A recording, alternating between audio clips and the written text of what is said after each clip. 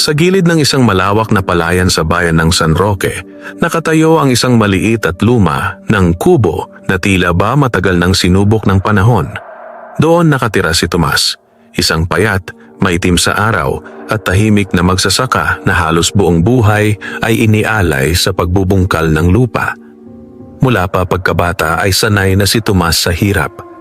Maaga siyang naulila sa ama at ang kanyang ina na may pumanaw nang siya'y magbinata pa lamang. Naiwan sa kanya ang maliit na lupang minana, ngunit kalaunan ay napasakamay din iyon ng kanyang mayamang tiyuhin sa pamamagitan ng mga papeles na hindi niya lubos na naunawaan. Simula noon, naging upahang magsasaka na lamang siya sa lupang dati kanila. Wala kang mararating sa kabaitan mo, Tomas, madalas sabihin ng kanyang pinsang si Edgar, habang minamasdan siyang nakayuko sa pilapil. Kung ako sa'yo, umalis ka na lang dito. Hindi ka bagay sa mundo ng mga matagumpay. Ngumingiti na lamang si Tomas sa tuwing naririnig iyon. Sanay na siya. Tuwing madaling araw, bago pa sumilip ang araw, gising na siya. Tahimik siyang nagluluto ng kaunting lugaw sa kaiigib ng tubig mula sa poso bago tumungo sa bukid. Bitbit niya ang kanyang lumang asarol. Kalawangin na ang gilid ngunit matibay pa rin. Sa kabilang dulo ng baryo ay naroon ang malawak na hasyenda ni Don Ricardo Villamor, ang pinakamayamang hasyendero sa buong San Roque. Siya ang may-ari ng karamihan sa lupang sinasaka ng mga taga-baryo, kabilang na ang lupang binubungkal ni Tomas. Kilalang kilala si Don Ricardo sa pagiging mahigpit at mapagmataas. Isang umaga, habang abala si Tomas sa pagtatanim ng punla, dumating ang itim na pickup ng hasyendero. Huminto ito malapit sa pilapil at bumaba ang matandang lalaki na may suot na mamahaling sombrero. "Tomas!" Malakas niyang tawag. Mabilis na tumayo ang magsasaka at nagpunas ng pawis. "Magandang umaga po, Don Ricardo." Tiningnan siya ng matanda mula ulo hanggang paa na parang sinusukat ang kanyang halaga. "Mahina ang ani sa parte mo," malamig na sabi ng hasyendero. "Kung ganyan ka palagi, baka kailangan na kitang palitan." Bahagyang napayuko si Tomas. "Ginagawa ko po ang lahat, Don Ricardo. Nasira lang po talaga ng bagyo ang lupa nitong nakaraan." Umirap ang matanda. "Palusot. Ang taong masipag may resulta. Tandaan mo yan." Pagkasabi nito ay tumalikod na si Don Ricardo at sumakay muli sa sasakyan. Iniwan si Tomas na nakatayo sa gitna ng putikan. Huminga ng malalim ang magsasaka. Sanay na siya. Ngunit sa loob-loob niya, may kirot pa ring hindi may paliwanag.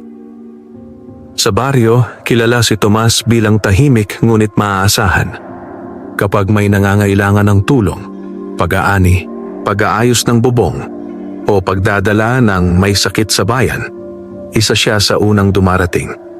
Pero kahit ganoon, hindi pa rin siya iginagalang ng sarili niyang mga kamag-anak. Isang hapon, dumaan siya sa bahay ng kanyang tiyuhing si Berto upang magtanong kung maaari siyang makiusap na maghulog muna sa utang niyang binhi. Nadatnan niyang nagkakainan ng pamilya sa loob. Masasarap ang ulam, may prutas pa sa mesa. Tumayo si Edgar nang makita siya. "Oh, Tomas," may halong panunuya sa boses nito. "May kailangan ka na naman ba?" Nagpakumbaba ang magsasaka.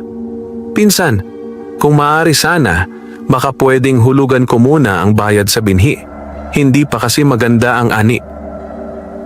Hindi pa siya tapos ay naputol na siya ng tiyuhing si Berto.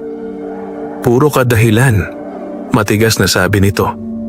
"Kung hindi mo kaya, huwag kang magtanim. Hindi charity ang bukid." Parang may malamig na tubig na ibinuhos sa dibdib ni Tomas. Tumango na lamang siya. "Sige po, pasensya na po." Tahimik siyang tumalikod at naglakad pa uwi habang palubog ang araw. Mahaba ang kanyang anino sa kalsadang lupa at bawat hakbang ay mabigat. Pagdating sa kubo, naupo siya sa lumang bangkong kahoy sa labas. Tahimik ang paligid, tanging huni ng kuliglig ang maririnig. Mula sa bulsa, inilabas niya ang ilang baryang natira sa maghapon. Binilang niya iyon ng paulit-ulit na para bang umaasang madadagdagan. Pero hindi.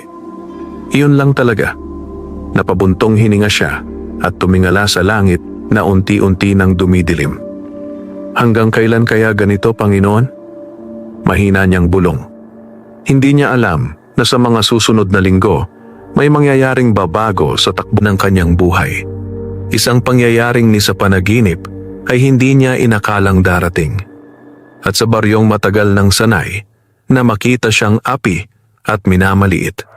Darating ang araw na ang pangalan ni Tomas ang magiging usap-usapan ng lahat. Ngunit sa gabing iyon, siya pa rin ay isang simpleng magsasaka, pagod, gutom, at may pusong patuloy na lumalaban sa kabila ng lahat. Humiga siya sa papag habang ang malamlam na ilaw ng gasera ay dahan-dahang kumukupas. Sa labas, patuloy ang ihip ng hangin sa palayan. At tahimik na umiikot ang kapalaran, naghihintay ng tamang sandali upang kumilos. Madaling araw pa lamang ay gising na si Tomas. Sanay na ang kanyang katawan sa lamig ng umaga at sa kirot ng mga kalamnan na tila hindi na tuluyang nawawala. Tahimik siyang bumangon mula sa papag at nagsindi ng gasera. Ang munting apoy ay nagbigay ng kaunting liwanag sa loob ng kanyang kubo. Nag-init siya ng tubig at naghanda ng payak na almusal, kaunting kanin na sinabawan ng asin at kape na halos kulay tubig na sa tipid. Hindi siya nagrereklamo. Para kay Tomas, sapat na ang may mailaman sa tiyan bago sumabak sa maghapong trabaho. Pagkatapos kumain, kinuha niya ang kanyang lumang sombrero at asarol saka lumabas sa malamig na hangin ng umaga. Habang naglalakad patungo sa bukid, napadaan siya sa maliit na tindahan ni Aling Celia. Bukas na ito kahit maaga pa at may ilan ng tambay na umiinom ng kape.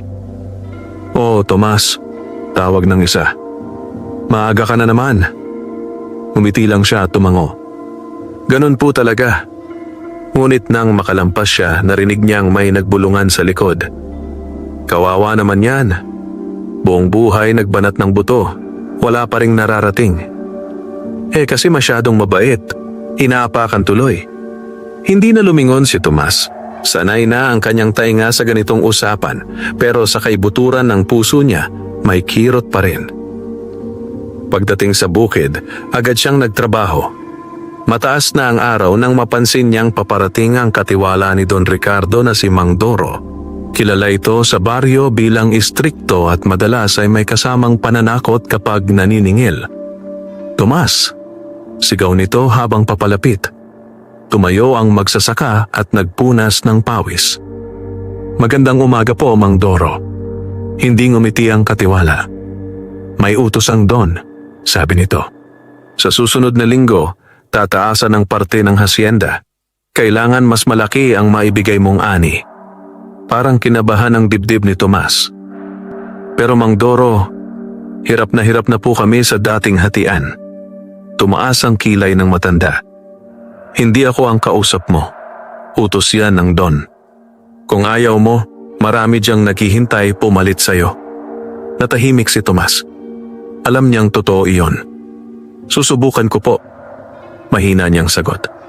Tumalikod na si Mang Doro, parang walang pakialam sa bigat ng iniwan niyang balita. Matagal na nakatayo si Tomas sa gitna ng pilapil. Sa bawat taon na lumilipas, parang lalo siyang lumulubog sa hirap. Kinagabihan, habang naglalakad siya pauwi, napansin niyang mas maingay kaysa karaniwan ng baryo. May mga nagkukumpulan sa tapat ng tindahan ni Aling Celia. Nang mapalapit siya, narinig niya ang usapan. "Uy, malaki raw ang jackpot ng loto ngayon. Mahigit 100 milyon daw. Kung ako manalo dyan, hindi na ako magbubungkal." Napahinto si Tomas. Hindi siya mahilig sa sugal. Sa totoo lang, bihira siyang gumastos sa bagay na hindi sigurado. Pero habang nakikinig siya, may kakaibang ideyang sumagi sa isip niya. Hindi niya iyon pinansin at nagpatuloy na lang siya sa paglakad. Pagdating sa kubo, umupo siya sa labas at minasdan ang malawak na bukirin na natatakpan na ng dilim. Sa bulsa niya, naroon pa ang huling 20 pesos na natira mula sa ipinagbili niyang ilang talbos ng kamote noong nakaraang araw. Matagal niya iyong tinitigan. 2 kilo na rin sana ng bigas iyon. Pero naalala niya ang balitang narinig. Dahan-dahan siyang napabuntong hininga. Kinabukasan, matapos ang trabaho sa bukid, napadpad ang kanyang mga paa sa bayan. Isang bagay na bihira niyang gawin kung walang mahalagang dahilan. Tumigil siya sa harap ng maliit na outlet ng loto. Maraming tao sa loob, karamihan ay may pag-asang nakaguhit sa mukha. Sandaling nag-alangan si Tomas. Pakiramdam niya, parang hindi siya nababagay doon. Pero maya-maya, dahan-dahan siyang lumapit sa bintana. Isang taya po, mahina niyang sabi habang iniabot ang 20 pesos. Tinanggap iyon ng tindera at iniabot sa kanya ang maliit na piraso ng papel. Mahigpit niya iyong hinawakan. Hindi niya alam kung bakit, pero sa unang pagkakataon, matapos ang mahabang panahon, may kakaibang pintig ng pag-asa sa kanyang dibdib. Paglabas niya ng outlet, ipinasok niya ang tiket sa lumang pitaka at naglakad pauwi sa ilalim ng papalubog na araw. Hindi niya alam na ang simpleng desisyong iyon ang magsisimulang gumalaw sa kapalarang matagal nang tila natutulog para sa kanya. Tumipas ang mga araw na tila walang nagbago sa buhay ni Tomas. Maaga pa rin siyang nagigising, tahimik na kumakain ng payak na almusal at buong maghapon na nakayuko sa bukid. Ang tiket ng loto ay nanatiling nakatago sa loob ng kanyang lumang pitaka. Halos nakakalimutan na niya ang tungkol dito. Hindi siya sanay umasa sa swerte. Para kay Tomas, ang tanging sigurado sa buhay ay pawis at tiyaga. Ngunit habang papalapit ang araw ng bunutan, napapansin niyang mas madalas pag-usapan ng mga tao sa baryo ang loto. Sa tindahan ni Aling Celia, sa Pilapil, maging sa poso kung saan nag-iigib ang mga kababaihan. Pare-pareho ang usapan. Isipin mo, isang taya lang, milyonaryo ka na. May taga-Karatig baryo raw na nanalo noon. Malay mo, dito sa atin ang susunod. Tahimik lang si Tomas tuwing naririnig iyon. Hindi niya binabanggit na may tiket din siya. Para sa kanya, parang panaginip na mas mabuting huwag seryosohin. Isang hapon, habang nagbubungkal siya, muling dumating si Don Ricardo sa bukid. Mula pa lang sa pagpreno ng sasakyan, ramdam na ni Tomas ang bigat ng presensya nito. Tumigil siya sa trabaho at lumapit ng magalang. "Magandang hapon po, Don Ricardo." Hindi agad nagsalita ang hasyendero. Pinagmasdan muna niya ang taniman, saka umiling. "Hindi pa rin ako kontento," malamig niyang sabi. "Kung ganito ang magiging ani mo, baka sa susunod na taniman ay hindi ka na makabalik dito." Parang pinisil ang dibdib ni Tomas. "Ginagawa ko po ang lahat, Don." "Hindi sapat ang ginagawa mo," putol ng matanda. "Sa mundo ngayon, ang mahina, natatabunan." Tumalikod na ang hasyendero at sumakay sa sasakyan. Naiwan si Tomas sa gitna ng Pilapil, muling nakaramdam ng bigat sa dibdib. Sa dami ng taon na tiniis niya ang ganitong pagtrato, dapat sanay na siya. Pero may mga salitang kahit paulit-ulit marinig ay masakit pa rin. Kinagabihan, pagod na pagod siyang umuwi. Pagdating sa kubo, naupo siya sa labas habang pinagmamasdan ang mga alitap-tap sa palayan. Tahimik ang gabi, ngunit magulo ang kanyang isip. Hindi niya namalayang napahawak siya sa kanyang pitaka. Naramdaman niya ang tiklop ng papel sa loob. Tiket. Saglit siyang nag-alangan, saka ito inilabas at tinitigan sa ilalim ng mahinang ilaw ng gasera. Mga numero lamang iyon. Payak, tahimik, walang kasiguruhan. Napailing siya at ibinalik muli sa pitaka. "Hindi para sa akin ang ganyan," mahina niyang bulong sa sarili. Pero sa kaibuturan ng kanyang puso, may maliit na bahagi na umaasang kahit konti. Kinabukasan ang araw ng bunutan. Sa baryo, parang may kakaibang pananabik sa hangin. Sa tindahan ni Aling Celia ay may maliit na radyo na nakapatong sa mesa at doon nagtipo ng ilang taga-baryo. Si Tomas ay nasa bukid pa rin ng mga oras na iyon, abala sa pag-aayos ng pilapil na nasira ng tubig ulan. Hindi niya alam na nagsisimula na ang anunsyo ng mga numerong bubunutin. Hindi niya alam na sa bawat numerong binabanggit sa radyo, may isang tahimik na magsasaka sa gitna ng palayan na unti-unting lalapit sa kapalarang magpapabago sa kanyang buhay. At sa sandaling iyon, abala pa rin si Tomas sa pagbubungkal, pawis na pawis, at walang kamalay-malay. Na ilang oras na lamang, ang mundong matagal nang nanliit sa kanya ay magsisimulang umikot pabalik sa kanyang pabor. Hapon na nang matapos si Tomas sa bukid. Pagod ang kanyang katawan at mabigat ang mga hakbang pauwi, ngunit sanay na siya sa ganitong pakiramdam. Habang naglalakad sa maputik na daan, napansin niyang mas maingay kaysa karaniwan ng baryo. May mga nagkukumpulan sa tapat ng tindahan ni Aling Celia. May halong kaba at pananabik ang mga boses. Hindi sana siya titigil, ngunit may kung anong humila sa kanyang mga paa upang lumapit. Pagdating niya, narinig niya ang radyo na malakas na pinapatugtog. At narito na ang mga numerong nanalo sa jackpot. Napakunot ang noo ni Tomas. Bigla niyang naalala ang tiket sa kanyang pitaka. Tahimik siyang pumwesto sa gilid, halos nagtatago sa likod ng ibang tao. Isa-isang binanggit sa radyo ang mga numero. Sa una, hindi siya gumalaw.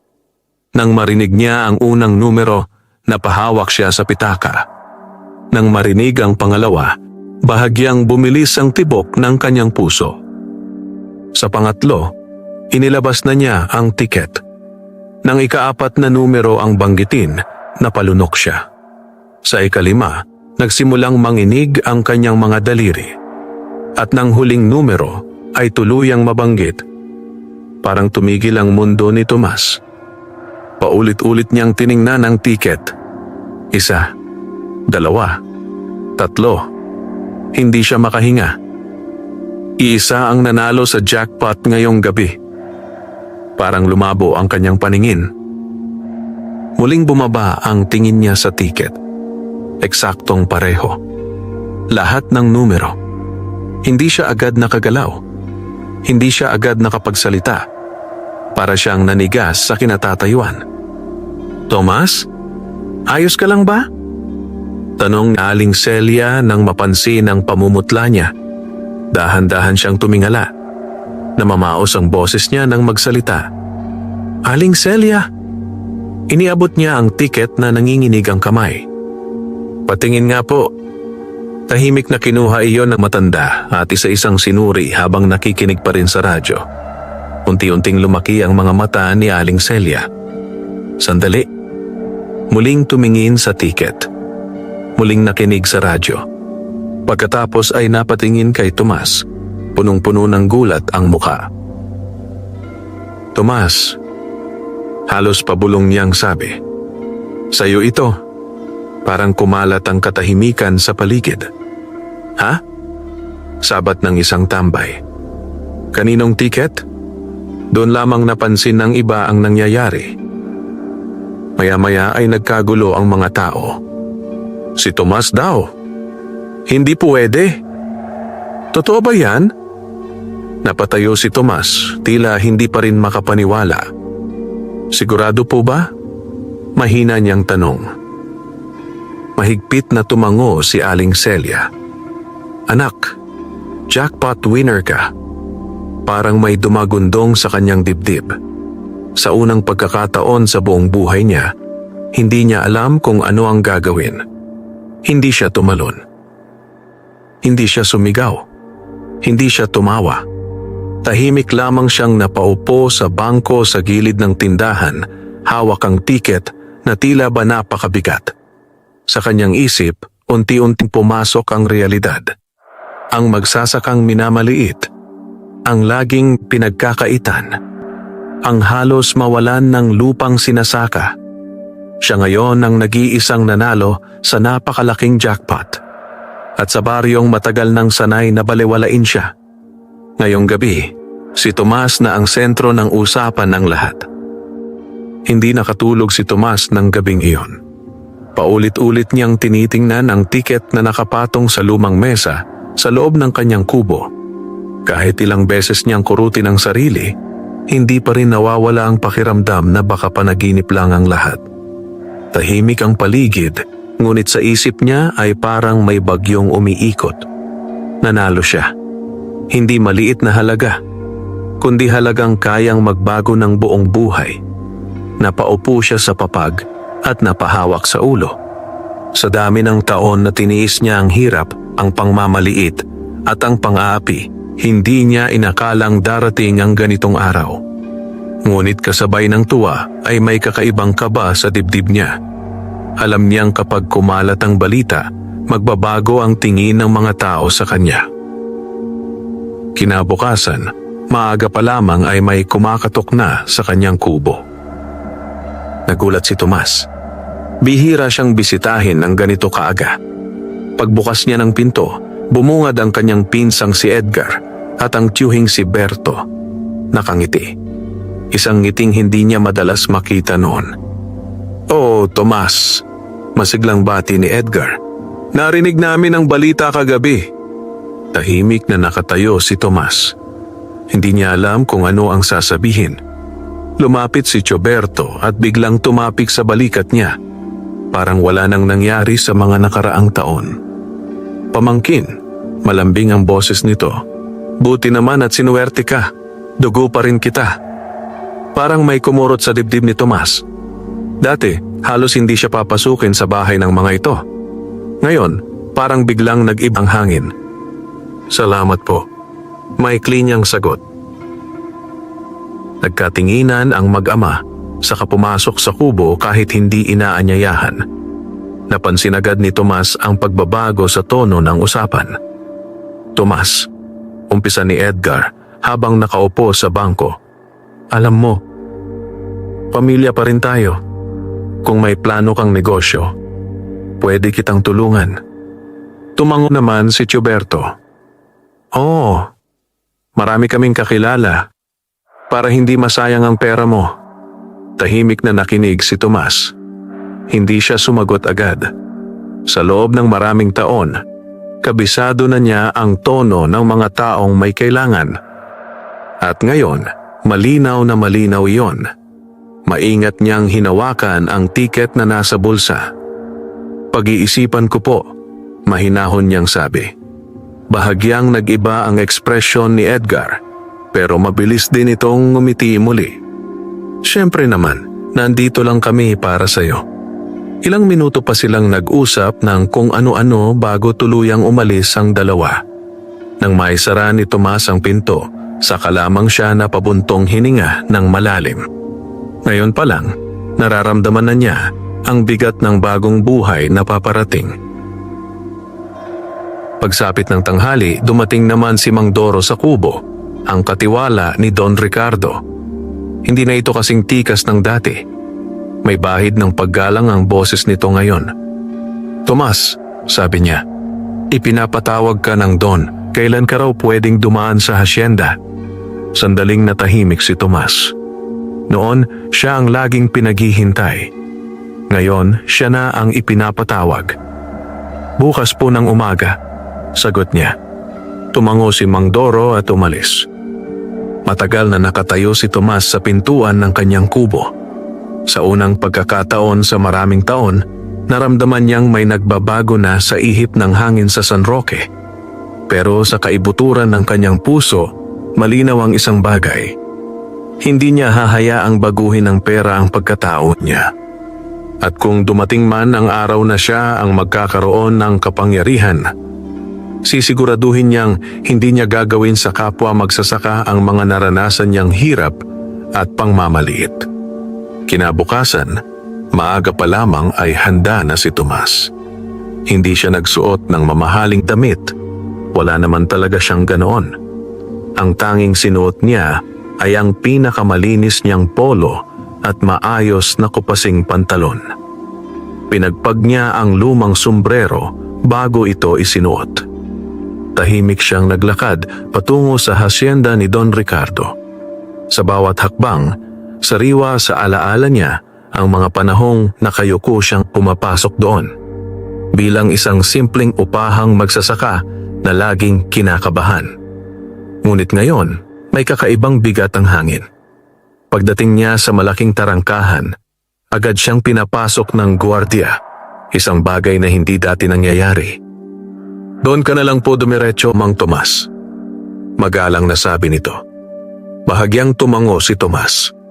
Sa loob ng malawak na bakuran, napansin niyang tila mas maayos ang pagtanggap sa kanya. May mga manggagawang napapalingon, may ilan pang bumabati. Hindi siya sanay. Pagdating sa malaking bahay ng hasyendero, sinalubong siya ni Mang Doro. Naghihintay ang Don sa loob. Sabi nito, mas mahinahon kaysa dati. Dahan-dahang pumasok si Tomas. Nadatnan niya si Don Ricardo na nakaupo sa malaking silya. May hawak na tasa ng kape. Nang makita siya, bahagyang ngumiti ang matanda. Isang ngiting ngayon lang nasilayan ni Tomas. "Ah, Tomas," sabi ng hasyendero. "Umupo ka." Maingat na umupo ang magsasaka sa harap nito. Sandaling katahimikan ang namagitan sa kanila. Pagkatapos ay nagsalita ang Don. "Narinig ko ang tungkol sa pagkapanalo mo." "Pinalad lang po," simpleng sagot ni Tomas. Pinagmasdan siya ng matanda, tila sinusukat. "Malaking halaga ang napunta sa'yo," dugtong nito. "Hindi biro ang ganyang pera." Tumango si Tomas. Alam niya yon. Sumandal si Don Ricardo sa silya.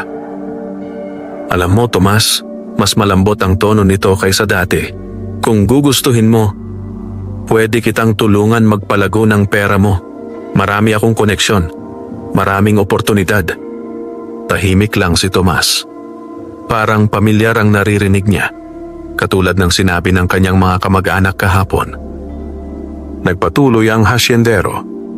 "Sa totoo lang," sabi nito, "may ilang lupa sa gilid ng hasyenda na pwede mong bilhin. Magandang puhunan iyon." Doon bahagyang nagangat ng tingin si Tomas. Sa unang pagkakataon, diretso niyang sinalubong ang mga mata ng hasyendero. Hindi bastos, hindi palaban, pero matatag. "Salamat po sa alok, Don Ricardo," mahinahon niyang sabi. "Pero gusto ko pong pag-isipan munang mabuti ang lahat." Bahagyang natigilan ang matanda. Marahil ay hindi ito sanay na hindi agad nasusunod. Ngunit mabilis din itong ngumiti. "Siyempre, magandang mag-ingat." Tumayo na si Tomas. "Kung wala na po kayong ibang utos, Don, magpapaalam na po ako." Tumango ang hasyendero. "Bukas ang pinto ko sa iyo, Tomas." Paglabas niya ng malaking bahay, napansin ni Tomas na tila mas magaan ang pakiramdam ng kanyang dibdib. Hindi dahil yumaman siya, kundi dahil sa unang pagkakataon. Hindi na siya ang lalaking nakayuko sa harap ng mga taong minamaliit siya. Pag-uwi niya sa baryo, sinalubong siya ng ilang kapwa magsasaka. May halong hiya at pag-asa ang mga mukha ng mga ito. "Pare Tomas," mahina ang sabi ng isa. "Totoo ba talaga? Nanalo ka?" Ngumiti si Tomas, ang parehong payak ng ngiti na matagal nang kilala ng baryo. "Oo," sabi niya. Sandaling nagkatinginan ang mga magsasaka. Pagkatapos ay may nagsalita muli, halos pabulong. "Pare, sana huwag mo kaming kalimutan."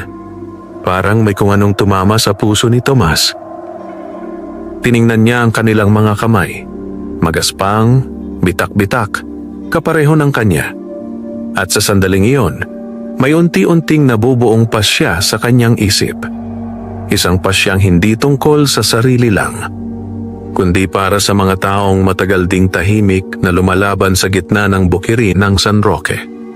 Gabing-gabi na nang muling umupo si Tomas sa harap ng kanyang kubo. Tahimik ang baryo. Tanging huni ng kuliglig at mahinang ihip ng hangin sa palayan ang maririnig. Ngunit sa isip ni Tomas, napakaraming bagay ang gumugulo. Sa harap niya ay nakalatag ang ilang papel na ibinigay ng tagaloto sa bayan.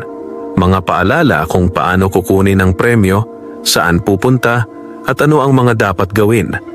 Paulit-ulit niya itong binasa kahit hirap siyang intindihin ang ibang bahagi. Hindi siya sanay sa ganitong mga dokumento, pero determinado siyang matuto. Kinabukasan, maaga siyang bumiyahe papuntang lungsod upang asikasuhin ang pag-claim ng kanyang napanalunan. Mag-isa lamang siya, walang kamag-anak, walang kaibigan. Mas kampante siyang ganon. Mahaba ang proseso, maraming pirma, maraming tanong, maraming beses siyang kinabahan na baka may magkamali. Ngunit sa huli, malinaw na sa kanya ang lahat.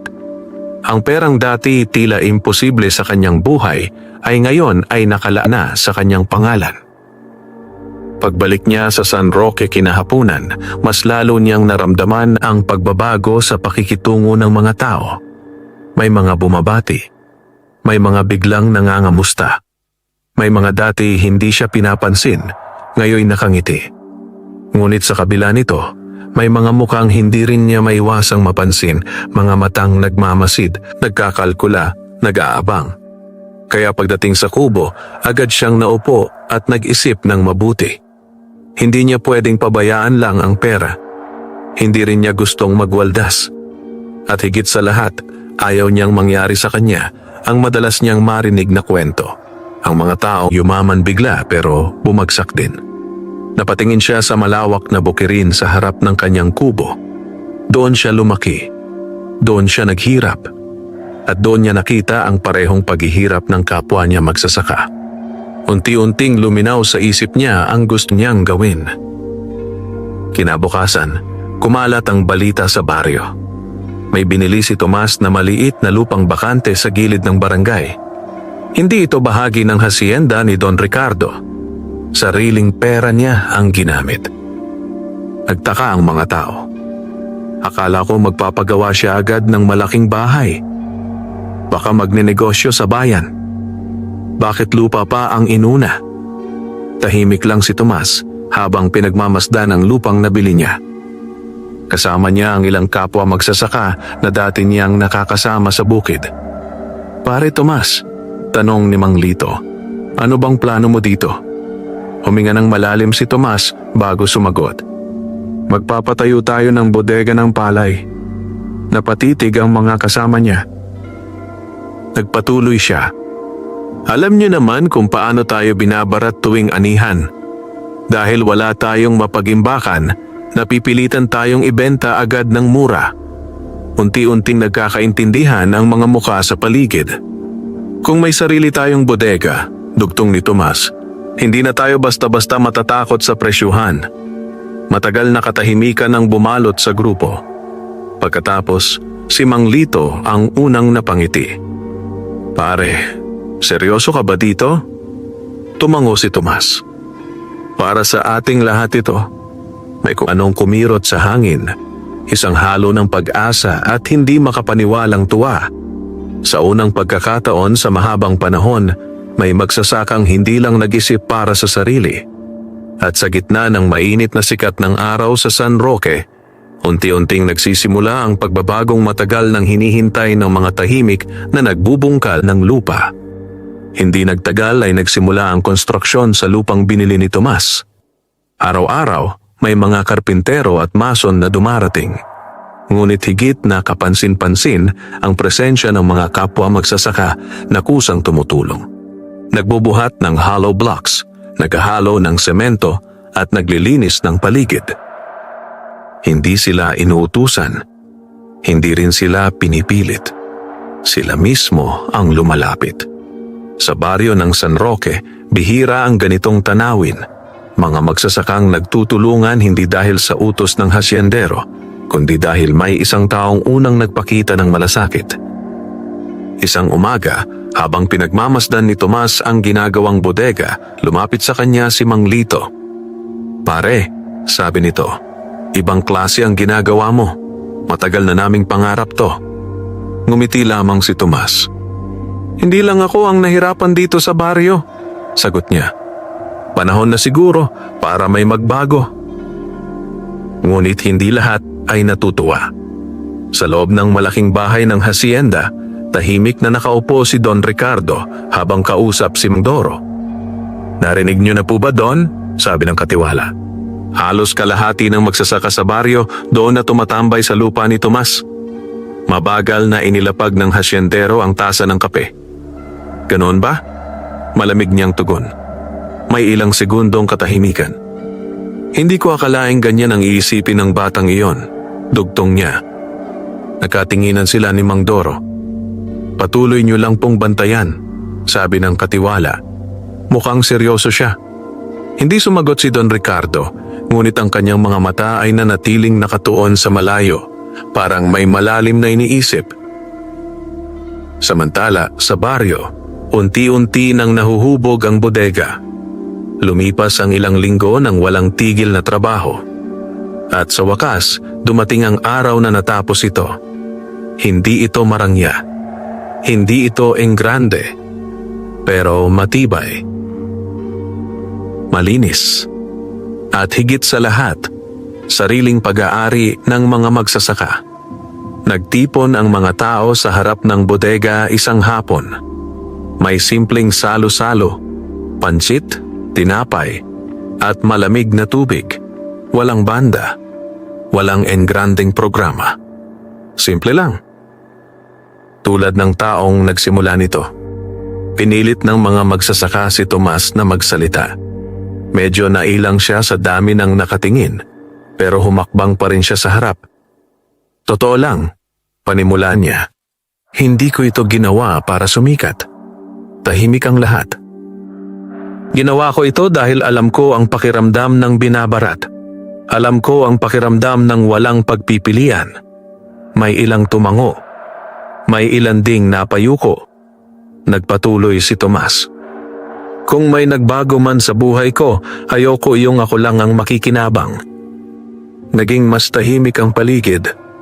"Simula ngayon," dugtong niya, "hindi na kailangang ibenta agad ang ani natin ng palugi. May sarili na tayong mapaglalagyan." Sa likuran, may ilang magsasakang palihim na nagpahid ng mata. Hindi dahil sa drama, kundi dahil sa matagal na panahong walang nagsalita para sa kanila.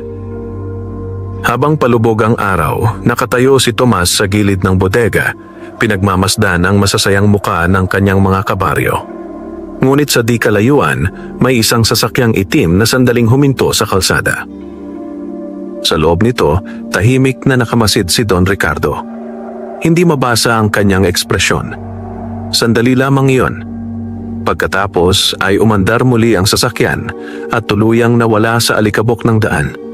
At kahit hindi pa alam ni Tomas, ang kanyang tahimik na pagtulong sa kapwa magsasaka ay unti-unti nang gumagalaw sa balanse ng kapangyarihan sa San Roque.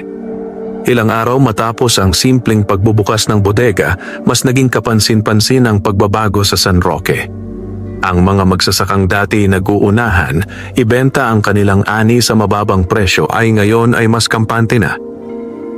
Isa-isa nilang dinadala ang kanilang mga sako ng palay sa bagong bodega ni Tomas.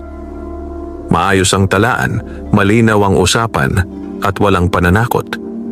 Sa unang pagkakataon sa maraming taon, may pagpipilian na sila. Isang umaga, habang inaayos ni Tomas ang listahan ng mga nagpasok ng palay, dumating si Mang Lito na may halong kaba ang muka. "Pare Tomas," mahina nitong sabi, "may balita ako." Nagangat ng tingin si Tomas. "Ano yon?" Luminga muna si Mang Lito bago nagsalita. "May mga katiwala raw ng hasyenda na umiikot. Kinakausap ang ibang magsasaka. Pinapaalalahanan." Bahagyang kumunot ang noo ni Tomas. "Pinapaalalahanan tungkol saan?" Napabuntong hininga si Mang Lito. Na baka raw magkaproblema ang kontrata nila kung lilipat sila ng bentahan. Natahimik si Tomas. Hindi na bago sa kanya ang ganitong galaw. Tahimik niyang isinara ang ledger. "Salamat sa pagsabi," mahinahon niyang tugon. Kinahapunan, dumating nga ang 2 tauhan ng hacienda sa baryo. Hindi sila lantaran, pero halata ang pakay. May kinakausap sa gilid. May binubulungan. May pinapangakuan. Unti-unting kumalat ang kaba sa ilang magsasaka. Habang pinagmamasdan ito ni Tomas mula sa may bodega, may mabigat na desisyong nabubuo sa loob niya. Hindi sapat ang bodega. Kung talagang gusto niyang tumulong, kailangan niyang mas palakasin ang loob ng mga kasama niya. Kinagabihan, nagpaanyaya si Tomas ng pulong sa ilalim ng lumang punong mangga sa gitna ng baryo. Isa-isang dumating ang mga magsasaka. May kaba, may pagdududa, may pag-asa. Tahimik na tumayo si Tomas sa harap nila. "Alam kong may umiikot na balita," panimula niya. Nagkatinginan ang mga tao. "Hindi ko kayo pipilitin," dugtong niya. "Kung saan kayo komportable, doon kayo." Sandaling katahimikan. Pagkatapos ay nagpatuloy siya, mas matatag ang boses. "Pero gusto ko lang ipaalala, ang bodega na yon ay para sa atin. Walang pananakot, walang sapilitan, walang patong na hindi malinaw. May ilang ulo ang tumango. Kung matatakot tayo ngayon," dagdag niya, "habang buhay na tayong matatakot." Tahimik ang gabi, ngunit ramdam ang bigat ng kanyang mga salita. Maya-maya, si Mang Lito ang unang nagsalita. "Pare Tomas, kasama mo kami."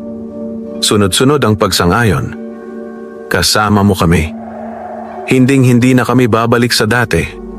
Unti-unting napuno ng determinasyon ng hangin. Sa gilid ng liwanag ng lampara, bahagyang yumuko si Tomas, hindi sa pagod, kundi sa pasasalamat. Ngunit sa kabilang dulo ng San Roque, sa loob ng malaking bahay ng hasyenda, mabigat ang katahimikan. Nakatayo si Mang Doro sa harap ni Don Ricardo. "Don," sabi niya, "mukhang hindi na sila basta-basta uurong."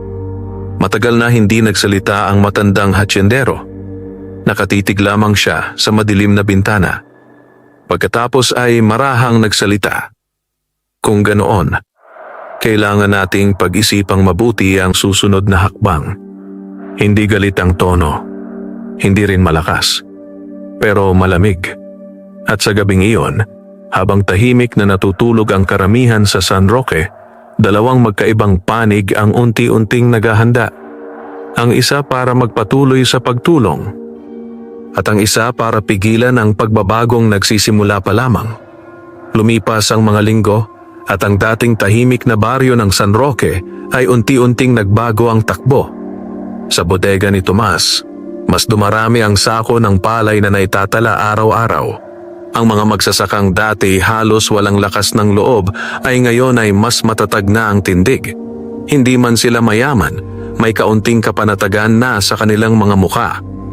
Ngunit kasabay ng pag-usbong ng pag-asa ay ang pagbigat ng hangin sa paligid. Isang umaga, habang abala si Tomas sa pag-iinspeksyon ng bodega, napansin niyang may kakaibang katahimikan sa mga tao. May mga pabulong na usapan. May mga matang nag-aalala. Lumapit si Mang Lito, bitbit ang isang sulat. "Pare Tomas, may iniabot ang barangay kagabi." Tinanggap iyon ni Tomas at dahan-dahang binasa. Paanyaya ito sa isang pagpupulong sa munisipyo, kasama ang mga may-ari ng lupa, mga kinatawan ng magsasaka, at si Don Ricardo. Tahimik niyang tiniklop ang papel. Alam niyang darating din ang araw na ito. Dumating ang araw ng pagpupulong. Sa munisipyo ng San Roque, halos puno ang maliit na bulwagan. May mga magsasakang tahimik na nakaupo sa likuran. May ilang opisyal ng barangay, at sa harap, nakaupo si Don Ricardo. Maayos ang bihis at kalmado ang muka. Pagpasok ni Tomas, maraming napalingon. Hindi na siya ang dating lalaking halos hindi mapansin. Tahimik siyang umupo sa itinalagang upuan para sa kinatawan ng mga magsasaka. Nagsimula ang pagpupulong sa formal na paraan. May mga ulat, may mga paunang salita. Hanggang sa dumating ang puntong binuksan ang usapin tungkol sa pagbili at imbakan ng palay sa baryo. Tumayo si Don Ricardo. "Hindi ko kinukwestiyon ang hangarin ni Tomas," Mahinahon niyang sabi. Pero kailangan din nating tiyakin na hindi masisira ang matagal ng sistema ng produksyon sa San Roque. May ilang nagkatinginan. Nagpatuloy ang hasyendero. Kung magkakaroon ng hindi kontroladong imbakan at bentahan, maaaring maapektuhan ang daloy ng ani at presyo sa merkado. Tahimik ang lahat. Ramdam ang bigat ng kanyang impluensya. Ilang sandali ang lumipas bago tumayo si Tomas. Hindi siya nagtaas ng boses. Hindi siya nagmadali. Don Ricardo, mahinahon niyang panimula. Wala po akong balak sirain ang sistema. Nakatitig ang lahat sa kanya. Ang gusto ko lang po, dugtong niya, ay magkaroon ng patas na pagpipilian ang maliliit na magsasaka. May ilang magsasakang napayuko, tila tinamaan. Nagpatuloy si Tomas. Kung maayos ang presyo at malinaw ang usapan, wala pong problema. Pero kung ang magsasaka ay laging gipit dahil wala siyang mapag-imbakan. Sandali siyang huminto. Hindi po iyon patas. Tahimik ang buong bulwagan. Maging si Don Ricardo ay hindi agad nagsalita. Sa unang pagkakataon sa mahabang panahon, may magsasakang tumayo sa harap ng kapangyarihan. Hindi para makipag-away, kundi para magsalita ng totoo. Pagkatapos ng pagpupulong, isa-isang lumabas ang mga tao. Walang sigawan, walang iskandalo, pero malinaw sa lahat. May nagbago na sa San Roque. Habang naglalakad pa uwi si Tomas sa dapit hapon, nilapitan siya ni Mang Lito. Pare, sabi nito, may ngiti sa labi. Iba ka na talaga. Bahagyang umiling si Tomas. Hindi, sagot niya. Ganito na ako noon pa. Tumingin siya sa malawak na bukirin na unti-unting nilalamon ng papalubog na araw. Marami pang darating na pagsubok. Alam niya iyon. Pero ngayon, hindi na siya nag-iisa. At sa baryong minsang tumingin sa kanya bilang isang hamak na magsasaka, si Tomas ay unti-unti nang nagiging ilaw ng pag-asa. Hindi dahil sa kanyang yaman, kundi dahil pinili niyang manatiling tao sa gitna ng biglang pagangat ng kapalaran.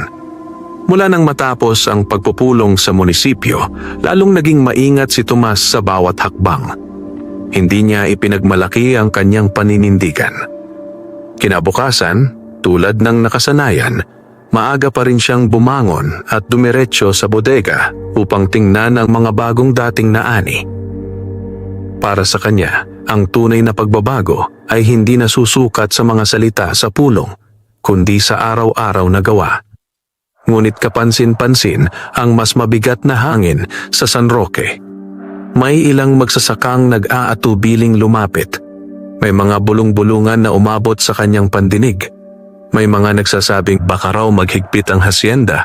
May nag-aalala na baka mawalan ng kontrata. Hindi niya sila masisi. Isang hapon, habang nagbibilang siya ng mga sako sa loob ng bodega, may isang matandang magsasaka ang dahan-dahang lumapit. Si Mang Isko yon, isa sa pinakamatagal nang nagbubungkal sa hasyenda. Anak, mahina nitong sabi, may itatanong sana ako. Huminto si Tomas at lumapit. Ano po yon, Mang Isko? Napakamot sa ulo ang matanda. Kung sakaling, sabihin ko lang, kung sakaling gipitin kami ng hasyenda, may maaasahan ba kami dito sa bodega mo? Diretsong tumingin si Tomas sa kanya. Hindi ko po kayang palitan ng hasyenda, tapat niyang sagot. Pero hanggat kaya ko, hindi ko pababayaan ang mga magsasakang gusto ng patas na bentahan. Matagal na tumitig si Mang Isko sa kanya.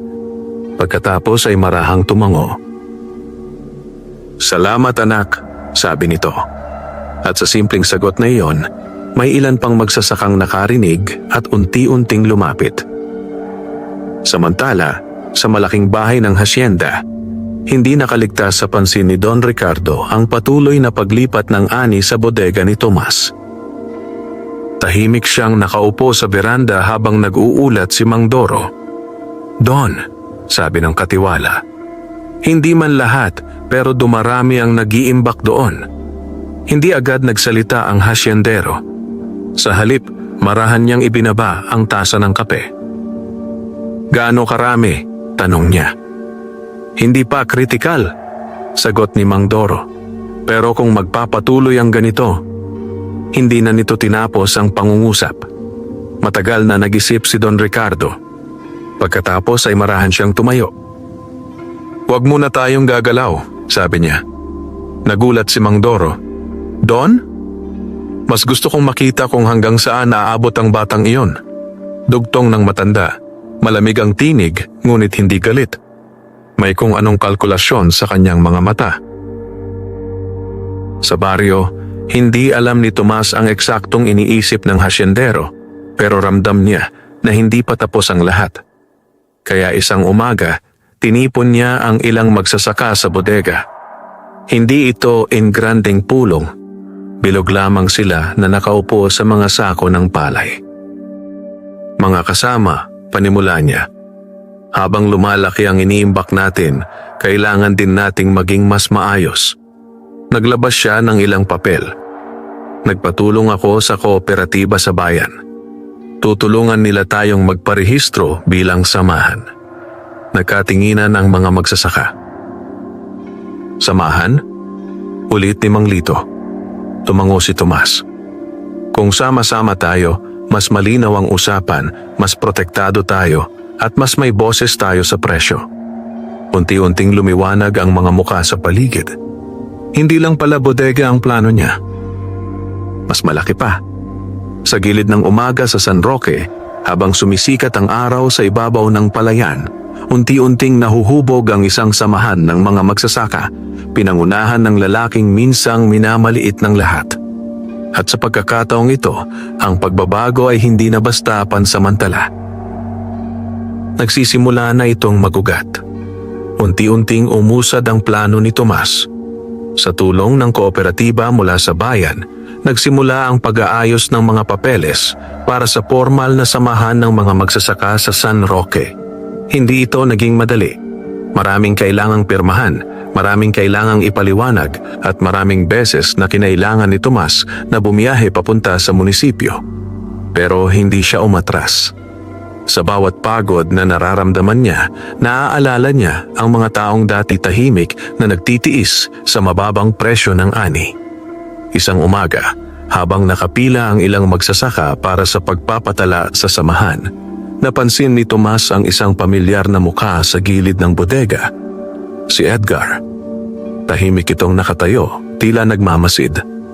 Lumapit si Tomas. "Pinsan," bati niya ng mahinahon. Bahagyang nailang si Edgar bago nagsalita. "Balita ako. Lumalaki na ang samahan ninyo." Walang yabang sa tinig ni Tomas. "Sinusubukan lang naming ayusin ang sistema." Sandaling natahimik si Edgar. Ibang-iba ang tono nito kaysa dati. Wala ang panunuya. Kung sakali, alanganin nitong sabi, "May puwang pa ba ako dyan?" Hindi agad sumagot si Tomas.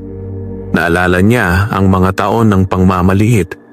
Ang mga pagkakataong halos hindi siya papasukin sa bahay ng mga ito. Ang mga salitang binitiwan noon. Pero naalala rin niya kung bakit niya sinimulan ang lahat. Hindi para gumanti, kundi para magbago ang takbo. Maingat siyang tumango. Kung magsasaka ka rin at handang sumunod sa patakaran ng samahan, sabi niya, bukas ang pinto. Bahagyang napayuko si Edgar. Salamat. Mahina nitong tugon.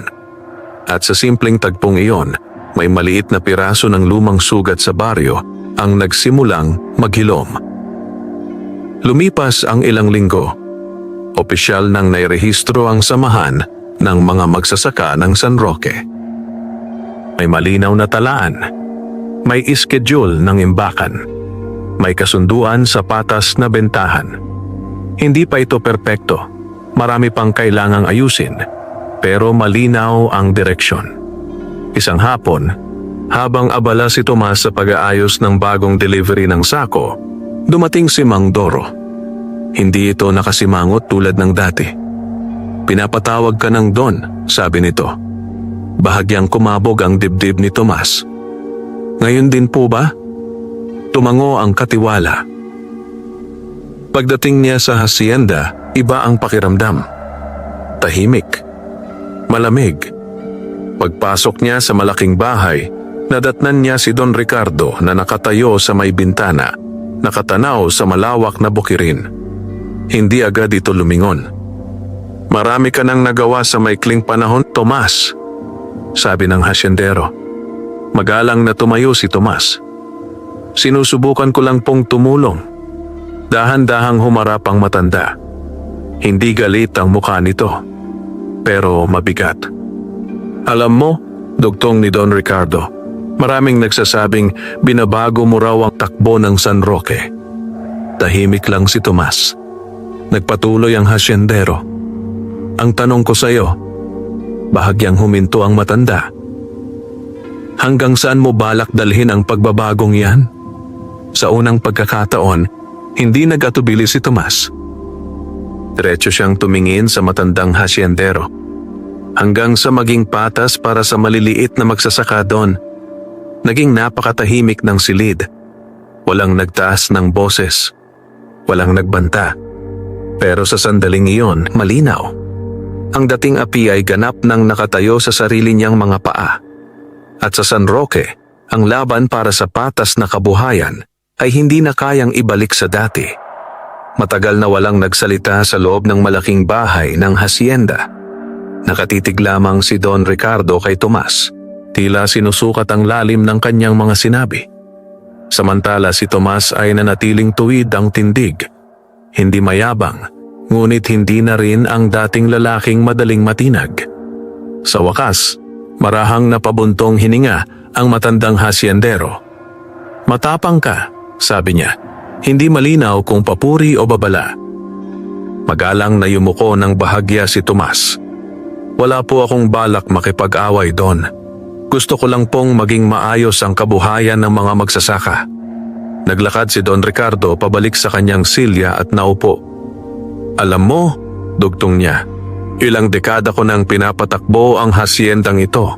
Hindi madaling panatilihing buo ang sistema. Tahimik na nakinig si Tomas.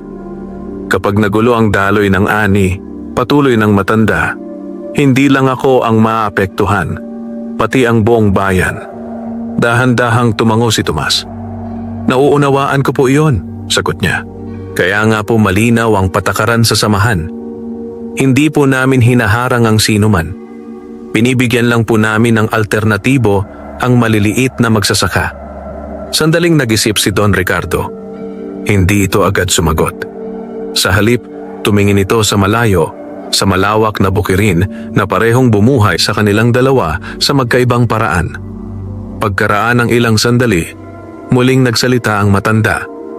Sabihin na nating, hinahayaan kitang ituloy ang ginagawa mo. Bahagyang kumabog ang dibdib ni Tomas, pero nanatili siyang kalmado. Pero, dugtong ng hasyendero, siguraduhin mong hindi mauuwi sa kaguluhan ng baryo. Hindi po, agad na sagot ni Tomas. Hanggat kaya ko, maayos po ang lahat. Matagal na pinagmasdan ni Don Ricardo ang kanyang muka. Parang naghahanap ng anumang bakas ng panlilinlang. Wala siyang nakita. Sa huli, marahan itong tumango. Makakaalis ka na. Paglabas ni Tomas sa hacienda, malalim ang kanyang paghinga. Hindi iyon tahasang tagumpay, pero hindi rin iyon pagkatalo. Sa ngayon, may puwang pa para sa pagbabago. Lumipas ang mga buwan. Mas naging organisado ang samahan ng mga magsasaka sa San Roque. Nadagdagan ng miyembro. Mas maayos ang imbakan. Nakapagbenta sila ng palay sa mas magandang presyo sa bayan. Hindi man biglang yumaman ang mga magsasaka, ramdam ang unti-unting paggaan ng buhay. May mga batang nakabalik sa paaralan. May mga bahay na napaayos ang bubong. May mga utang na unti-unting nababayaran. At sa gitna ng lahat ng yon, nanatiling simple ang pamumuhay ni Tomas. Hindi siya nagpatayo ng malaking mansyon. Hindi siya nagbago ng asal. Tuwing umaga, makikita pa rin siyang naglalakad sa pilapil, nakikipag-usap sa kapwa magsasaka at tumutulong sa bodega. Isang dapit hapon, habang nakaupo siya sa labas ng kanyang kubo, lumapit si Mang Isko. "Anak," sabi ng matanda, may ngiti sa labi. "Malayo na ang narating ng baryo natin." Tumingin si Tomas sa malawak na palayan na gininto ang tinatamaan ng papalubog na araw. "Malayo pa po," mahina niyang sagot. Ngumiti si Mang Isko. Pero nagsimula na. Tahimik na tumango si Tomas. Dahil alam niyang totoo iyon. Ang magsasakang minsang minamaliit at inaapi ay hindi lamang yumaman sa pera. Natuto siyang gamitin ang biyaya para magtayo ng pag-asa. At sa San Roque, ang pagbabago ay hindi na isang pangarap lamang. Isa na itong realidad na unti-unting inaani ng buong baryo. Dumating ang panahon ng anihan na may kakaibang sigla sa San Roque. Sa mga nakaraang taon, ang ganitong panahon ay laging may kasamang kaba. Mababang presyo, madali ang bentahan, at mga magsasakang halos walang napapala matapos ang buwan ng paghihirap. Ngunit ngayon, iba ang ihip ng hangin. Maaga pa lamang ay abala na ang bodega ni Tomas. Sunod-sunod ang dating ng mga kariton na may kargang palay. Maayos ang pila. May nagtutala, may tumitimbang, may nag-aayos ng sako. Ang dating magulong bentahan sa tabi ng kalsada ay napalitan ng sistemang malinaw at patas. Habang pinagmamasdan iyon ni Tomas, lumapit si Mang Lito na hindi maitago ang tuwa. "Pare," sabi nito, "ngayon lang ako nakaranas na hindi ako nagmamadaling ibenta ang ani ko." Napangiti si Tomas. "Karapatan natin yan. Mas mataas pa ang alok ng trader sa bayan," dugtong ni Mang Lito. "Dahil maramihan na raw tayo." Tahimik na tumango si Tomas. Iyon ang matagal niyang gustong mangyari, ang magkaroon ng lakas ang maliliit kapag nagsama-sama. Ngunit hindi pa rin tuluyang nawawala ang tensyon sa baryo. Isang tanghali, dumating ang balita na may ilang bagong patakaran ng hasyenda. Mas mahigpit na kontrata para sa mga magsasakang nananatili roon. Hindi ito lantaran laban sa samahan, ngunit malinaw ang mensahe. Habang nag-uusap ang ilang magsasaka sa lilim ng bodega, ramdam ang pag-aalala. "Pare Tomas," sabi ng isa, "baka lalo tayong gipitin." Tahimik na nakinig si Tomas bago nagsalita. "Hindi tayo lalaban sa gulo," mahinahon niyang sabi. "Mas aayusin pa natin ang sistema natin." Nagkatinginan ang mga magsasaka. "Paano?" tanong ni Mang Isko. Dahan-dahang inilabas ni Tomas ang isang folder. "Nakipag-usap ako sa bangko sa bayan," sabi niya. "May programa sila para sa maliliit na magsasaka. Mababang interes na pautang para sa binhi at pataba." Napamulagat ang ilan. "Kung may puhunan tayo," dugtong ni Tomas, "hindi na tayo kailangang umasa sa mahal na pautang sa labas." Unti-unting napalitan ng pag-asa ang kaba sa paligid. Hindi lamang pala imbakan ng plano ni Tomas. Unti-unti niyang binubuo ang buong sandigan ng mga magsasaka. Lumipas ang ilang linggo. Mas naging maayos ang takbo ng samahan. May malinaw na pondo, may simpleng opisina sa gilid ng bodega, at may mga kabataang tumutulong sa pagtatala. Isang hapon, habang papalubog ang araw, muling tumigil ang itim na sasakyan sa di kalayuan ng bodega. Nasa loob si Don Ricardo. Tahimik siyang nakamasid habang pinagmamasdan ang maayos na galaw ng mga magsasaka. Sa kanyang muka ay wala ang dating pagmamataas. Sa halip, tila may malalim na pag-iisip. Makalipas ang ilang sandali, marahan siyang nagsalita sa driver.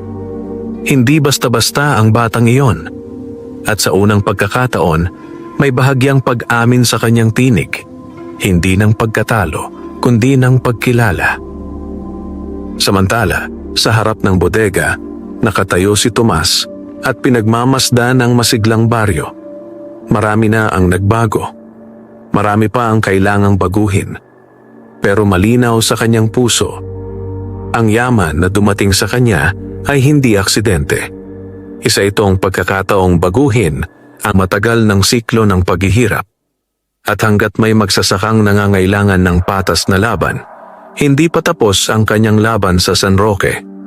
Lumipas pa ang ilang buwan at ang dating tahimik na baryo ng San Roque ay tuluyan nang nag-iba ang anyo. Hindi ito naging marangyang lugar. Wala pa ring malalaking gusali o magagarang sasakyan sa bawat kanto. Ngunit ramdam ang pagbabago sa mas maliliit na bagay. Mga bubong na hindi na tumutulo kapag umuulan, mga batang pumapasok na sa paaralan na may baong maayos, at mga magsasakang hindi na nakayuko tuwing anihan. Sa gitna ng lahat ng iyon, nanatiling abala si Tomas. Isang umaga, habang sinusuri niya ang talaan sa maliit na opisina ng samahan, dumating si Mang Lito na may dalang balita. "Pare Tomas," sabi nito, "tumaas ulit ang presyo ng palay sa bayan. Gusto ng trader na sa atin na dumiretso." Napangiti si Tomas. "Maganda yan," sagot niya.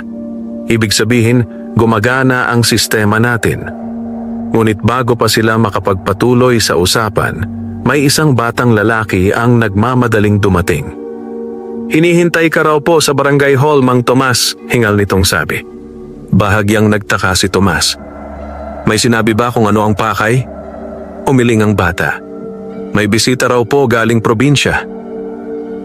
Pagdating ni Tomas sa barangay hall, nadatnan niyang may ilang opisyal at 2 lalaking nakaayos ang bihis na naghihintay. Nagpakilala ang mga ito bilang kinatawan mula sa tanggapan ng agrikultura ng probinsya. "Matagal na naming naririnig ang ginagawa ninyo dito sa San Roque," sabi ng isa. "Gusto sana naming pag-aralan kung paano ninyo naorganisa ang samahan." Hindi agad nagsalita si Tomas. Hindi siya sanay sa ganitong atensyon. "Kung makakatulong po sa ibang magsasaka, bukas po kami magbahagi." Mahinahon niyang sagot.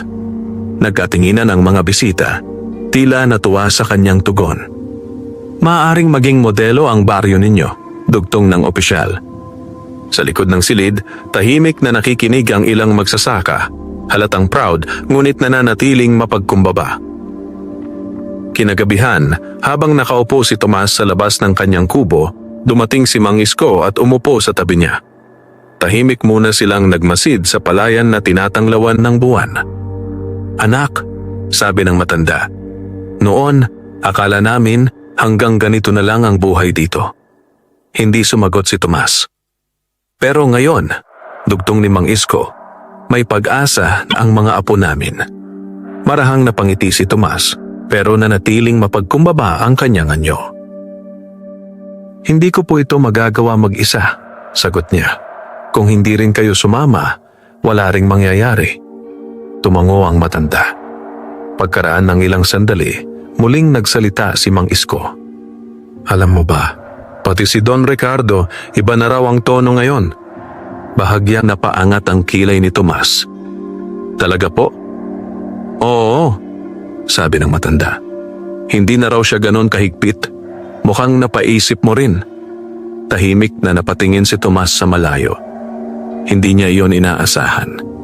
Hindi niya rin iyon ipinaglaban. Pero kung may kahit kaunting pagbabago sa dating matigas na sistema, sapat na iyong patunay na may saysay ang lahat ng kanyang ginawa.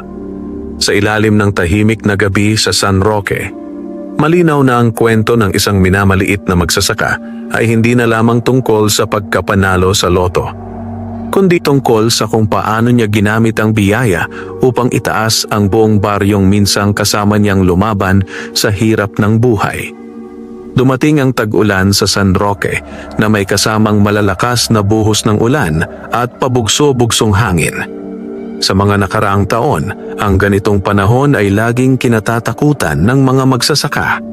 Isang malakas na bagyo lamang ay maaaring magpabagsak sa kanilang buong ani at magbalik sa kanila sa pagkakautang. Ngunit ngayon, mas handa na ang baryo. Sa pamumuno ni Tomas at ng samahan, naipon ang sapat na pondo para sa emergency na tulong. Naipamahagi ang mas matitibay na binhi. Naayos ang mga kanal sa palayan upang hindi agad bahain ang taniman. Isang hapon, habang malakas ang ulan sa labas, abala si Tomas sa bodega kasama ang ilang magsasaka na nag-iinspeksyon ng mga sako. "Pare Tomas," sabi ni Mang Lito, habang nakatanaw sa ulan, "kung dati to, malamang nagkakandara pa na tayo ngayon." Tumango si Tomas. "Kaya mahalaga na handa tayo palagi." Ngunit tila sinusubok ang kanilang paghahanda. Makalipas ang ilang araw, dumating ang balita mula sa Karatig Barangay. May bahagi ng palayan doon ang binaha at maraming magsasaka ang nawalan ng ani. Hindi nagatubili si Tomas. Kinabukasan, tinipon niya ang mga kasapi ng samahan sa bodega. "Mga kasama," panimula niya, "may mga kapwa magsasaka sa kabilang baryo na lubhang naapektuhan ng baha. Tahimik ang lahat. Kung papayag kayo," dugtong niya, "maglalaan tayo ng bahagi ng pondo at binhi para matulungan sila." Nagkatinginan ang mga magsasaka. Hindi biro ang hinihingi niya. Ang pondo ay pinaghirapan nilang buuin. Ilang segundo ang lumipas. Pagkatapos, si Mang Isko ang unang nagsalita. "Kung tayo ang nasa kalagayan nila, gugustuhin din nating may tumulong." Sunod-sunod ang pagtango. "Kasama kami. Magbigay tayo. Para sa kapwa magsasaka." Bahagyang yumuko si Tomas, dama ang bigat ng tiwalang ibinibigay sa kanya. Makalipas ang 2 araw, personal na pinangunahan ni Tomas ang paghahatid ng tulong sa Karatig Barangay. Hindi ito engrandeng convoy. Ilang sako ng binhi, kaunting pondo, at mga simpleng kagamitan. Ngunit sa mga magsasakang nasalanta, napakalaki na nito. Isang matandang magsasaka ang napahawak sa kamay ni Tomas. "Maraming salamat, iho," nangingilid ang luha nito. "Akala namin wala nang tutulong sa amin." Maingat nang ngumiti si Tomas. "Magkakapatid po tayong magsasaka," sagot niya. "Magdadamayan tayo." Ang balita ng kanilang pagtulong ay mabilis na kumalat.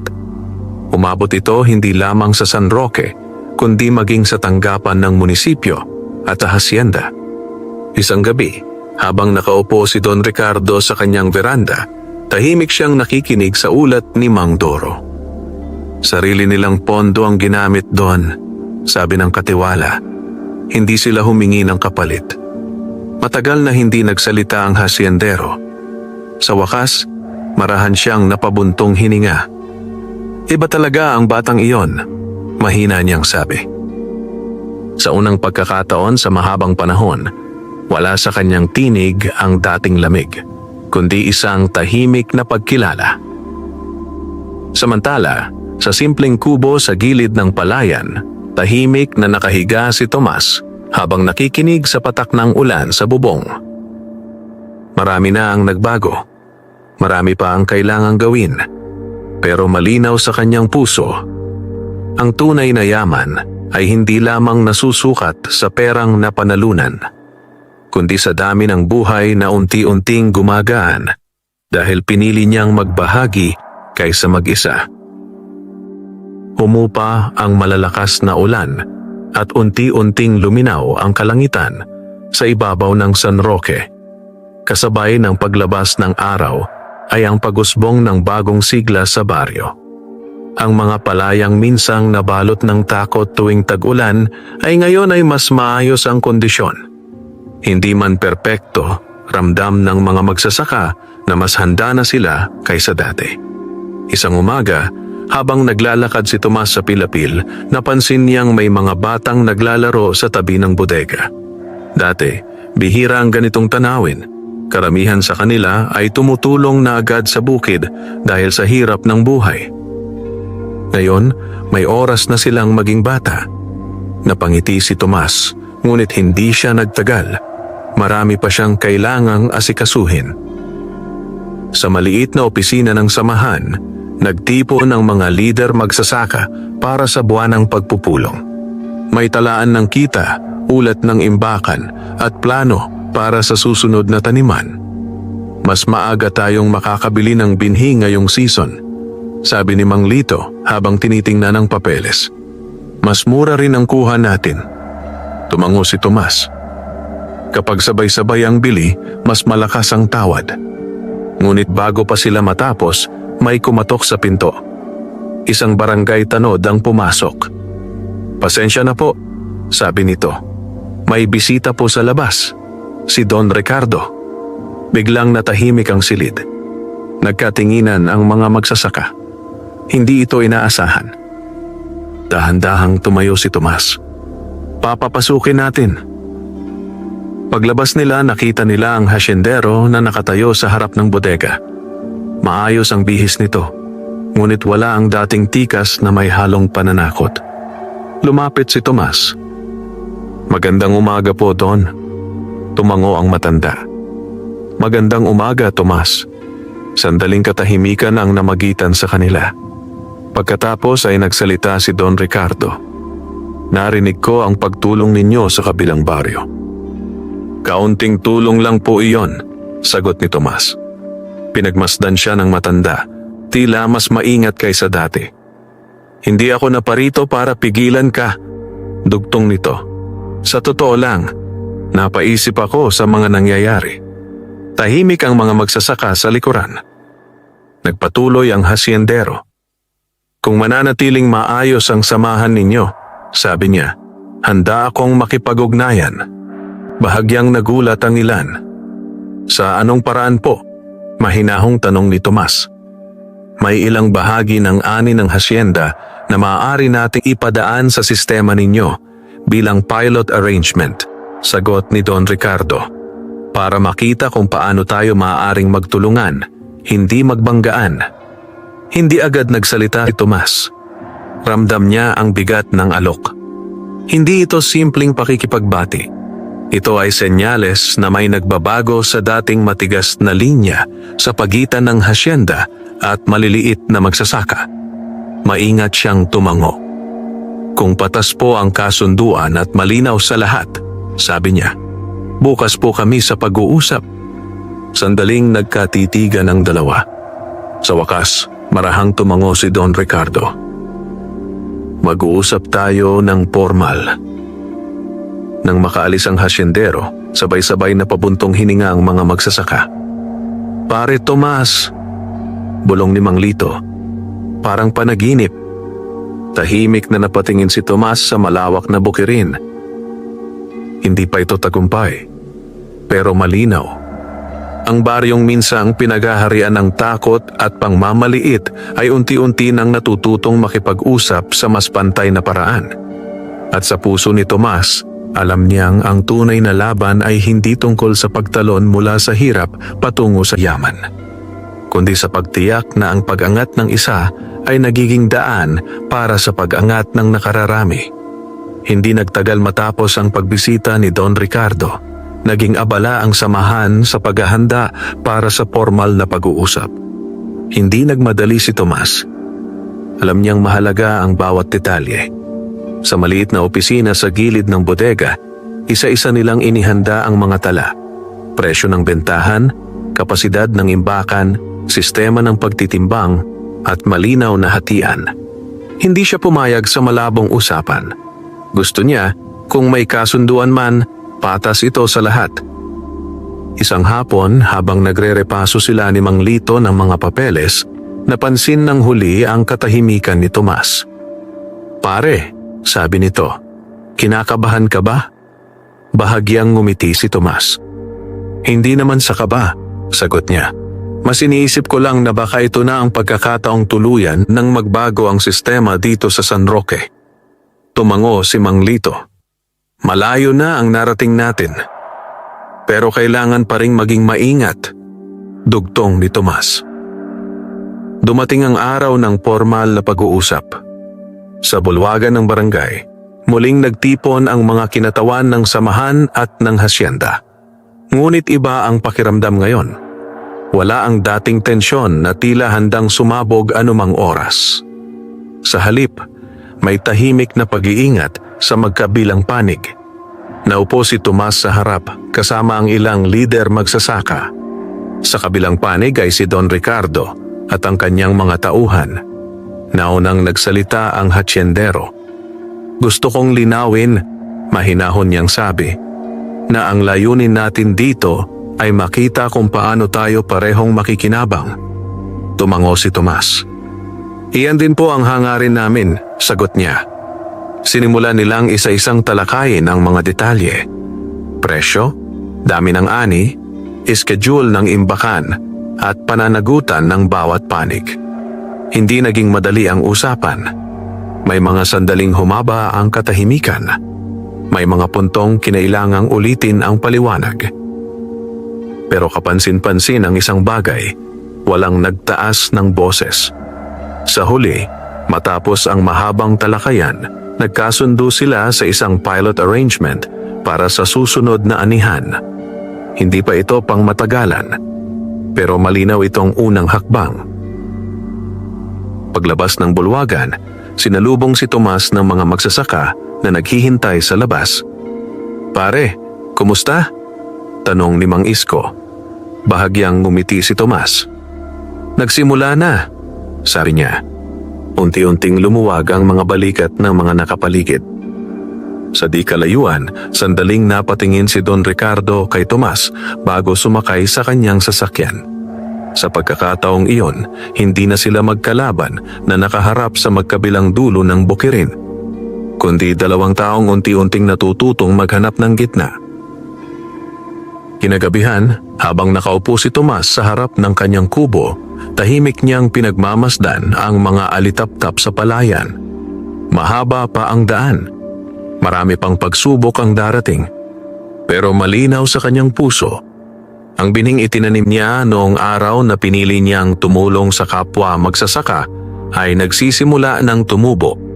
At sa San Roque, ang dating kwento ng pang-aapi ay unti-unti nang napapalitan ng kwento ng pagkakaisa at pag-angat. Dahan-dahan, ngunit totoo. Dumating ang susunod na anihan na may kakaibang pananabik sa buong San Roque. Ito ang unang pagkakataon na susubukin ang napagkasundo ang pilot arrangement sa pagitan ng samahan ng mga magsasaka at ng hacienda ni Don Ricardo. Hindi man ito malaking pagbabago sa papel, ramdam ng lahat na mahalaga ang magiging resulta nito. Maaga pa lamang ay abala na ang bodega. Mas organisado na ngayon ang galaw. May malinaw na schedule ng dating ng ani. May hiwalay na talaan para sa pilot arrangement at may mga kabataang sinanay upang tumulong sa pagtitimbang at pag-record. Habang pinagmamasdan ni Tomas ang maayos na pila ng mga kariton, lumapit si Mang Lito na halatang may halong kaba at tuwa. Pare, sabi nito, parang ibang-iba na talaga ang takbo ngayon. Tumango si Tomas. Sana tuloy-tuloy na. Hindi naging perpekto ang unang linggo. May ilang pagkaantala sa schedule. May mga magsasakang nagtanong sa bagong sistema. May mga tauhan ng hacienda na kailangang paulit-ulit na linawin ang proseso. Ngunit sa halip na magkapikunan, kapansin-pansing pinili ng magkabilang panig ang mag-usap. Isang tanghali, habang inaayos ang talaan, lumapit si Mang Doro kay Tomas. May ilang magsasaka na naguguluhan pa sa schedule. Sabi nito, mas mahinahon kaysa dati. Baka pwede nating linawin sa susunod na batch. Walang pag-aalinlangan na tumango si Tomas. Ayusin natin, sagot niya. Maikli ngunit malinaw ang palitan. At sa simpleng usapang iyon, mas lalong naging maayos ang daloy kinabukasan. Pagkalipas ng ilang linggo, unti-unting lumabas ang resulta. Mas maayos ang imbakan. Mas mataas ang average na bentahan. At higit sa lahat, mas kampante ang mga magsasaka. Isang hapon, nagtipon ang samahan sa bodega upang pakinggan ang paunang ulat. Habang binabasa ng kabataang tagatala ang mga numero, kapansin-pansin ang unti-unting pagliwanag ng mga mukha sa paligid. Pare Tomas, mahina ngunit nanginginig sa tuwa ang boses ni Mang Isko. Ngayon lang ako nakakita ng ganitong resulta sa buong buhay ko sa bukid. Bahagyang yumuko si Tomas. Pinaghirapan natin to, sabi niya. Ilang araw matapos iyon, muling dumating si Don Ricardo. Ngunit sa pagkakataong ito, hindi na bilang nagmamasid mula sa malayo. Lumapit siya mismo sa bodega. Tahimik na tumigil ang usapan ng mga tao. Tumingin ang hasyendero sa paligid, sa maayos na pila, sa malinaw na talaan, sa disiplinadong galaw ng mga magsasaka. Pagkatapos ay lumapit siya kay Tomas. Lumabas na ang paunang ulat, sabi niya. Opo, tugon ni Tomas. Sandaling katahimikan. Pagkatapos ay marahang tumango ang matanda. Maayos ang naging takbo. Hindi ito malakas. Hindi rin palabas. Pero sapat para marinig ng mga taong nasa paligid. Sa unang pagkakataon, hayagang kinilala ni Don Ricardo ang sistema na minsang tiningnan niya ng may pagdududa. Kinagabihan, habang tahimik na nakaupo si Tomas sa labas ng kanyang kubo, ramdam niya ang malamig na simoy ng hangin mula sa palayan. Marami nang nagbago mula noong araw na halos hindi siya mapansin sa baryo. Pero sa puso niya, nanatili ang isang simpleng paniniwala na ang tunay na tagumpay ay hindi nasusukat sa laki ng perang napanalunan, kundi sa dami ng magsasakang ngayon ay nakakatulog ng mas payapa dahil may patas na laban na silang kinabibilangan sa San Roque. Dumating ang pagtatapos ng anihan na may kakaibang katahimikan sa San Roque. Hindi ang dating katahimikang may halong kaba, kundi ang payapang dulot ng isang panahong maayos na nalampasan.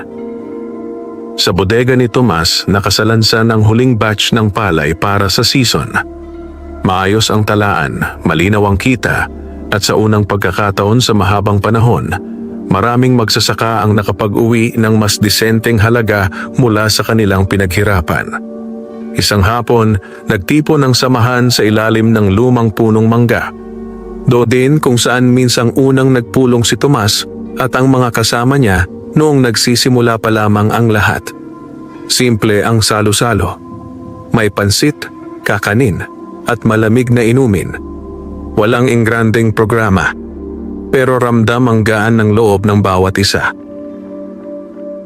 Tumayo si Mang Isko, may hawak na lumang sombrero. Mga kasama, panimula niya, matagal na akong magsasaka. Marami na akong nakita. Tagtuyot, bagyo, baratan. Sandali siyang napahinto, saka tumingin kay Tomas. Pero ngayon lang ako nakakita na may tunay na pagbabago. Tahimik ang lahat. Nagpatuloy ang matanda. Hindi dahil may nanalo sa loto, sabi niya, kundi dahil may taong piniling ibahagi ang biyaya. Marahang napababa ang tingin ni Tomas.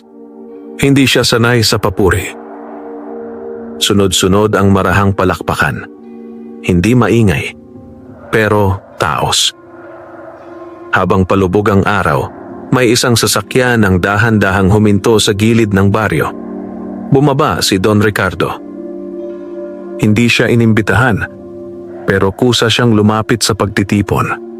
Agad siyang napansin ng mga tao, ngunit wala ang dating tensyon. Sa halip, may maingat na paggalang. Lumapit siya kay Tomas. Balita ko, maganda ang naging ani ninyo, sabi ng matanda. Opo, sagot ni Tomas, dahil sa pagtutulungan ng lahat. Sandaling tumahimik si Don Ricardo habang pinagmamasdan ng mga magsasakang masayang nag-uusap sa paligid. Pagkatapos ay nagsalita siya, mabagal ngunit malinaw. Kung bukas pa rin ang samahan ninyo, nais kong palawakin ang kasunduan natin sa susunod na taniman. Bahagyang nagulat ang ilang nakarinig. Hindi agad sumagot si Tomas. Tiningnan niya ang mga kasama, ang mga magsasakang minsang nakayuko sa takot, ngunit ngayoy nakatingin sa kanya ng may pag-asa. Maraan siyang tumango. Basta patas para sa lahat, Don. Sa unang pagkakataon, bahagyang ngumiti si Don Ricardo. Hindi malaki, hindi palabas, pero totoo. Kinagabihan, muling bumalik si Tomas sa harap ng kanyang simpleng kubo. Ganoon pa rin ang paligid, ang palayan, ang malamig na hangin, ang huni ng kuliglig. Hindi niya binago ang kanyang tirahan. Hindi niya hinabol ang marangyang buhay. tahimik siyang umupo sa lumang bangko. Mula sa malayo, tanaw niya ang bodega, punong-puno ng ani at pag-asa. Naalala niya ang mga panahong minamaliit siya, ang mga araw na halos wala siyang maihain sa hapag. Ang gabing naglakas loob siyang tumaya ng 20 pesos. Napangiti siya ng bahagya.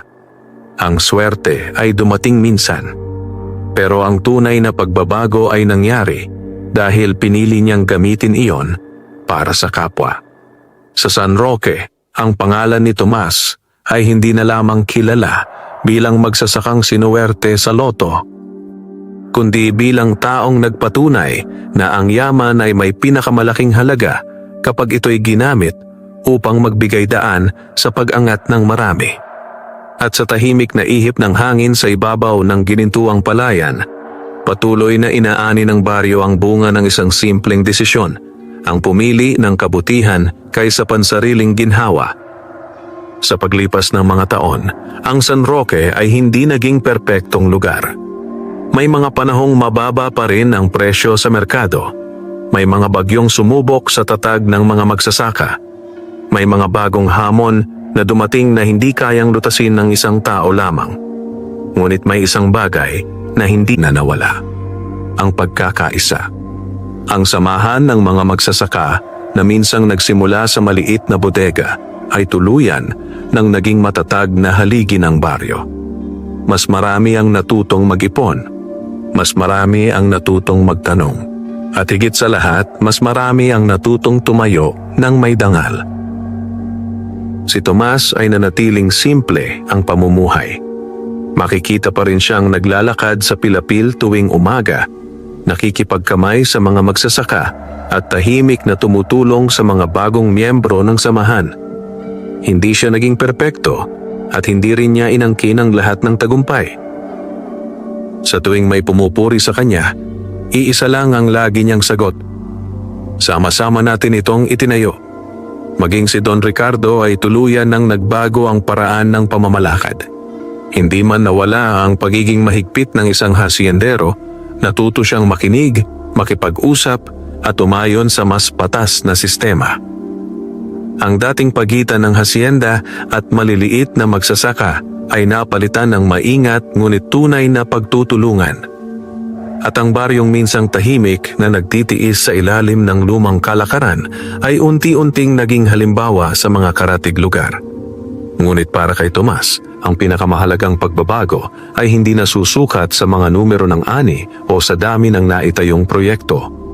Isang hapon, habang pinagmamasdan niya ang mga batang naglalaro sa tabi ng bodega, mga batang may baon na sa paaralan at may pangarap na sa hinaharap, marahan siyang napangiti. Dahil alam niya, hindi na mauulit ang panahong ang magsasaka sa San Roque ay walang boses at walang pagpipilian. At sa ilalim ng ginintuang liwanag ng papalubog na araw, tahimik na nagtapos ang kwento ng isang magsasakang minsang minamaliit at inaapi, na sa pamamagitan ng kabutihan, tapang at malasakit sa kapwa, ay hindi lamang yumaman, kundi naging daan upang umangat ang buong baryo. Wakas,